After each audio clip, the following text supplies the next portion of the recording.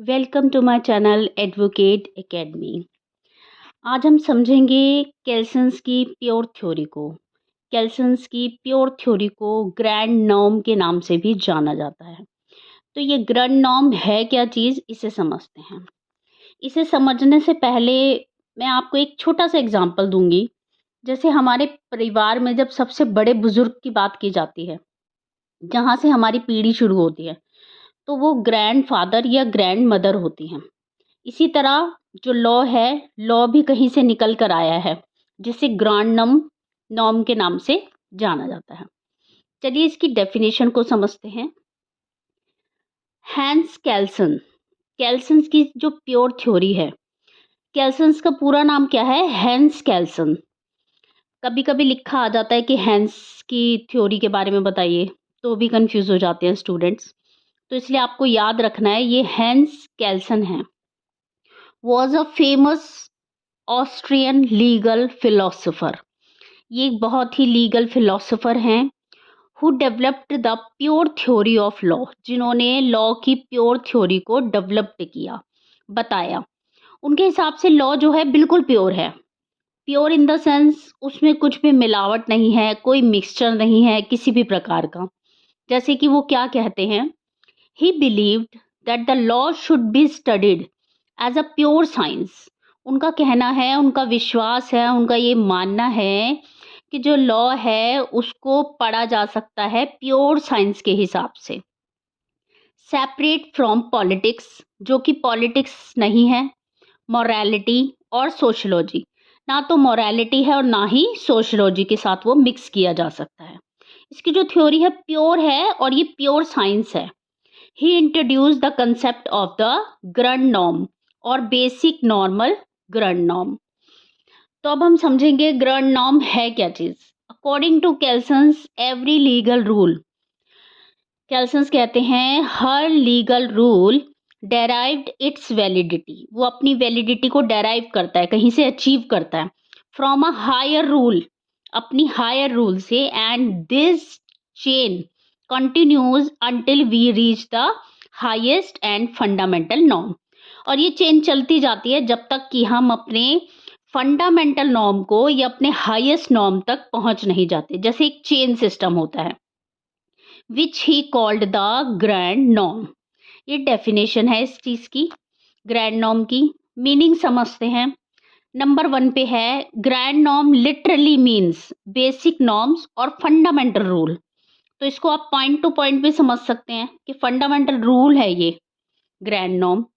Second number पे, it is the supreme norm, ये supreme norm है that gives validity to all other legal norms, जो validity देता है और दूसरे अदर लीगल नॉर्म्स को।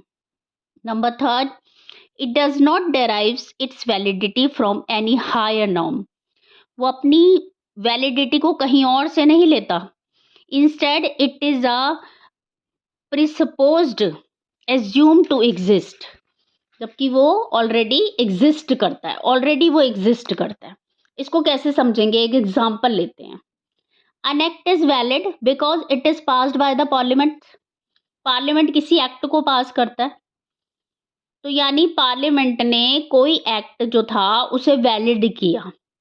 अब पार्लियामेंट ने कैसे उस एक्ट को वैलिड किया? Because the parliament gets its authority from the constitution, क्योंकि कॉन्स्टिट्यूशन के पास था, कॉन्स्टिट्यूशन से पार्लियामेंट को पता था, तो उसने कॉन्स्टिट्यूशन से ये लिया। अथॉरिटी किसके पास थी? कॉन्स्टिट्यूशन के पास। The parliament gets its authority from the constitution. And constitution ने किससे लिया? The constitution derives the validity from the grand norm which can be expressed as the constitution must be obeyed. Constitution ने कहां से लिया? अपनी ग्रैंड नॉर्म से लिया, यानी उसके ऊपर कुछ भी नहीं है, कॉन्स्टिट्यूशन ही ग्रैंड नॉर्म है, उससे ऊपर कुछ नहीं है। तो यहाँ पे ग्रैंड नॉर्म कौन हुआ? कॉन्स्टिट्यूशन हुआ। फीचर समझते हैं इसके। presupposed, it is assumed to exist, it cannot be proven। Second number पे है supreme, there is no higher rule above it. Second third, source of validity, every law's legitimacy ultimately follows from it. Number 4, abstract and theoretical. It is not a written rule but a conceptual foundation.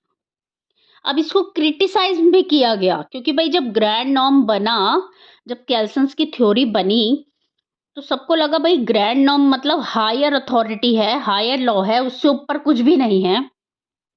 तो इसमें क्या criticise आया, it is too abstract and theoretical not practical. Not practical, कोई चीज पुराने time से बनी हुई आ रही है, चली आ रही है, वही सिस्टम है, तो वो प्रैक्टिकल नहीं रहा। Kelsen's does not explain why people accept the grand norm. Kelsen's ने ये बताने की कोशिश नहीं करी कि लोग क्यों इसे एक्सेप्ट करें, ग्रैंड नॉर्म को, क्यों नई धारणाएं, नई सोच, नए लॉज को ना माने।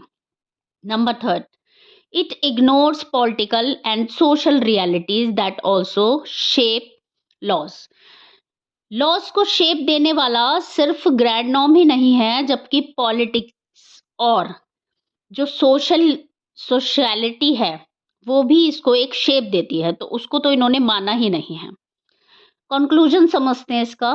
केल्सन्स grand norm theory provides a logical and scientific explanation of how a legal system maintains validity.